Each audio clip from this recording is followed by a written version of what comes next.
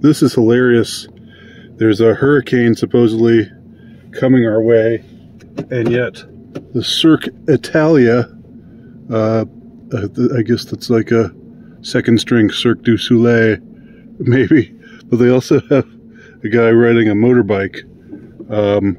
So I don't know, just like this whole circus tent thing has been set up here outside of the local mall. Even though tomorrow, the day after tomorrow, you know, we're supposed to be in the path of a hurricane. Not directly in the path of a hurricane, but we're supposed to get some weather. But that's not stopping the circus. You can't cancel a circus. The show must go on. Speaking of the hurricane, I just want to share some thoughts that I've had over the course of recent years, and I wanted to talk about some of the ways that people talk about hurricanes in this extremely self-important way, this extremely condescending way.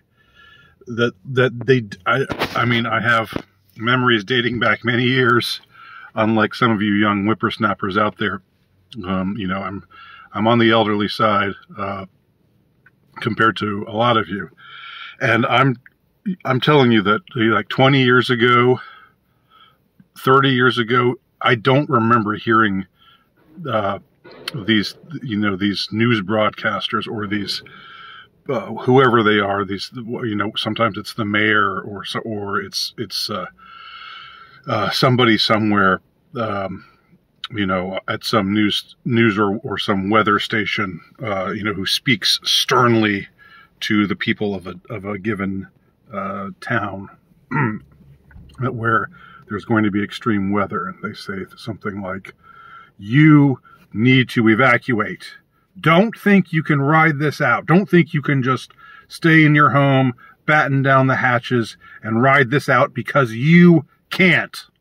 You need to do as you are told, because the experts know best, and you need to submit to their authority." They don't say the latter part directly, but that's, you know, heavily implied. And I don't remember people talking this way in the 1980s and the 1990s, or you know, even back to the 2000s. I don't remember, you know, if there's a hurricane warning or a tornado warning or something, and you know, you know, the thing is coming, the extreme weather is coming, and a lot of people are evacuating, but some are staying put. I don't remember the people who are staying put being the brunt of such you know, finger wagging and being shamed so heavily, like they're doing something wrong. And it's especially amusing because here in Savannah, Georgia, I reluctantly evacuated twice.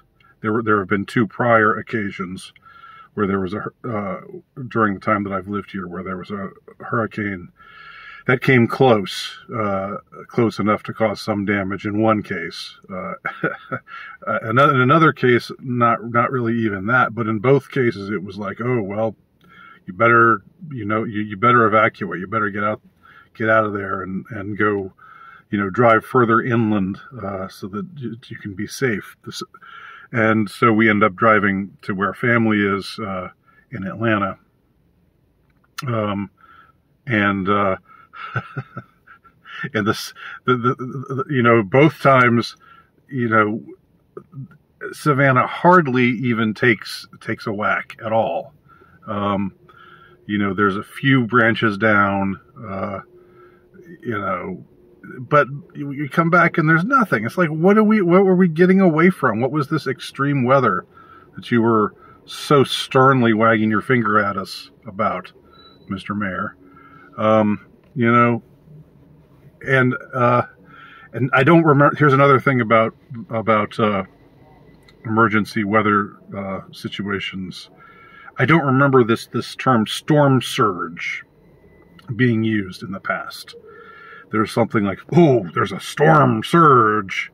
Look at the storm surge. I know that it's a term that has supposedly a real definition, but I just don't remember that kind of dramatic kind of language being used to describe a storm in the past. It seems like the word storm surge was invented sometime around 2008 or 2009.